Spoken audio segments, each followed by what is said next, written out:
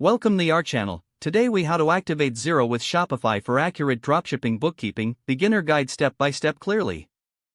To activate Xero with Shopify for accurate dropshipping bookkeeping, start by logging into your Shopify account. Navigate to the Shopify App Store. Search for the Xero integration app. Click on the app to view its details. Select the Add App button to begin the installation process. Follow the prompts to grant Shopify permission to connect with Xero. Once the app is installed, log in to your Xero account. Authorize the connection between Shopify and Xero. After authorization, return to the Xero app settings in Shopify. Configure the syncing options according to your business needs. Choose which financial data you want to sync between the two platforms. Set up product and inventory mappings to match your Shopify products with Xero.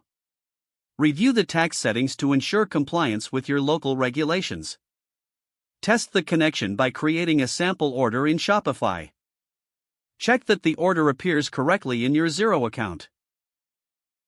Verify that all relevant data, including sales tax and inventory levels, are correctly recorded. Adjust settings as needed for automatic syncing frequency. Familiarize yourself with the reporting features in Xero for dropshipping insights. Make sure to regularly monitor and reconcile your accounts for accuracy. Once everything is set up, maintain an organized record of any discrepancies. Your Shopify and Xero integration is now ready to facilitate accurate bookkeeping. If the page does not load, refresh the browser or try again in a private or incognito window. Make sure you are using the correct email address, then retype it carefully to avoid small typos. If your password is not accepted, use the reset option and create a new strong password you can remember. Check your spam folder for verification or security emails, then complete any requested confirmation steps. Enable two-factor authentication if available to improve account security and reduce unauthorized access risk. After signing in, review your profile details so your contact information and settings are accurate and current.